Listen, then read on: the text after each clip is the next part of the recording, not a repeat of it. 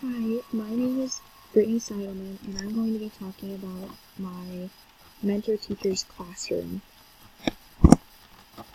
So, my placement is at Palo Verde Middle School, and it serves 7th and 8th grade only. Palo Verde is part of the Washington Elementary School District.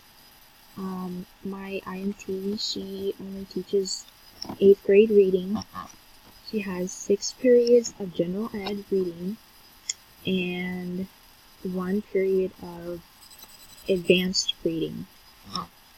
Her largest class contains 22 students, and her smallest class contains 15 students.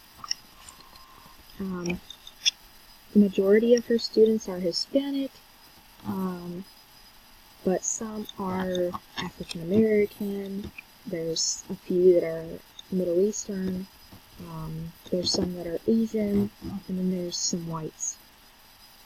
The gender, the classes are split pretty evenly, with boys and girls.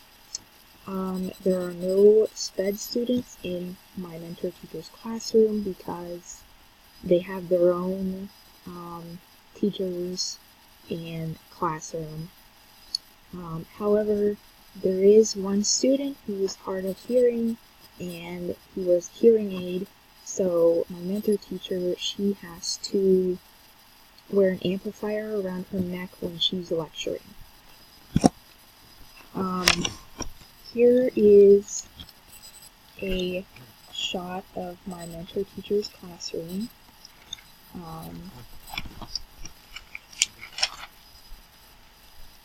She has the desks in pairs, but as you can see, there's 2 right here, and they face the whiteboard. The seats are assigned by the teacher based on the student's academic level. So if they're high level, then they're in the front. If they're low level, then they're in the back.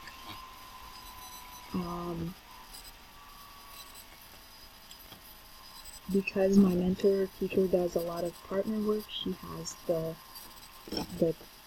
desks in pairs. However, over here, she has them in a row of 4, which helps with group work, which she does sometimes. Also, you see some binders on the desks. That's because they leave them there during lunch and recess. This is another shot of my mentor teacher's classroom. Over here is my IMT's desk. This is usually where I sit. With this picture, you can get a better idea of the pairs. So here's 2 chairs right here.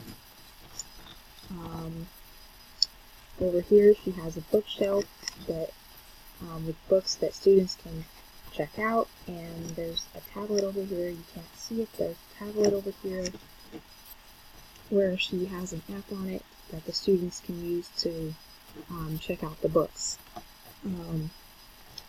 Also, the pairing for the chairs is based on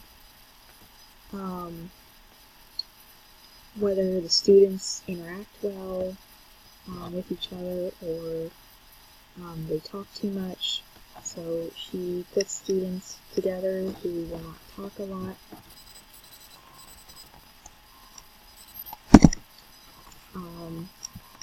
In this picture, you can see on the back wall that there's a bunch of baskets, and there's colored ones. Each of those is for a period, and the colored ones have files in them where the students can put their work. The clear one is for the students' returned work that corresponds with their period.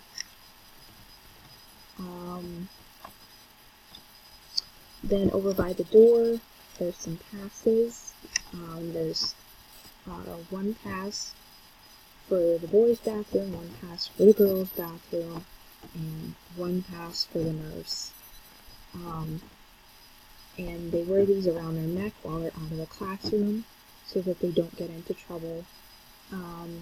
And before they leave the classroom, they do have to sign out on a sheet of paper that's over on the teacher's desk.